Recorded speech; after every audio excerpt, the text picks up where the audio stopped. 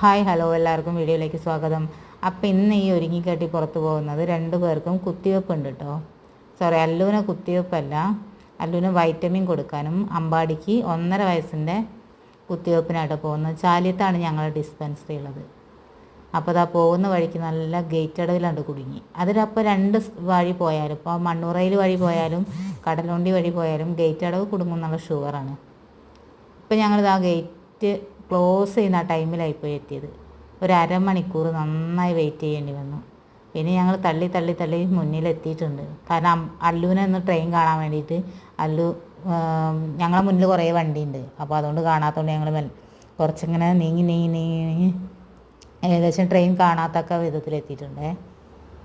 അപ്പോൾ അതാ ഈ നല്ല വെയിലും, ആ വെയിലും കൊണ്ട് ആ ട്രെയിനൊക്കെ കണ്ട് ട്രെയിനാണ്ട് പോയി ആ സാധനം ഉണ്ട് പൊക്കലും വണ്ടീൻ്റെ ഒരു തിരക്ക്, അങ്ങോട്ട് പോകാൻ ഇങ്ങോട്ട് പോകാൻ എന്തൊരു തിരക്കായിരുന്നു. അങ്ങനെ എങ്ങനെയൊക്കെയോ ആ ഒരു ട്രാക്ക് അങ്ങോട്ട് കിടന്ന് കിട്ടി.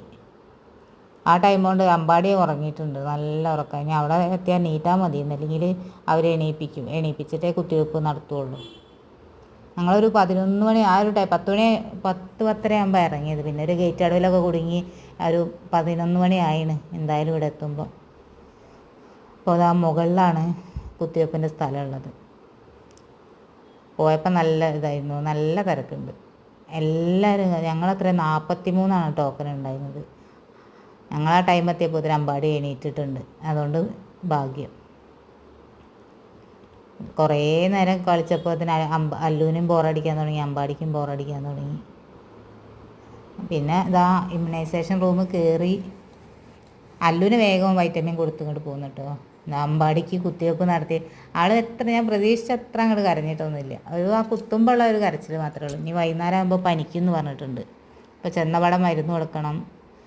പിന്നെ ഞങ്ങൾ പുറത്തുനിന്നും ഭക്ഷണം അയച്ചു, ഫുഡൊന്നും ഉണ്ടാക്കിയിട്ടില്ലേന്നു. അപ്പോൾ അത്രയേ ഉള്ളൂ. വീഡിയോ ഇഷ്ടപ്പെട്ട സബ്സ്ക്രൈബ് ചെയ്ത് സപ്പോർട്ട് ചെയ്യും. ബായ്.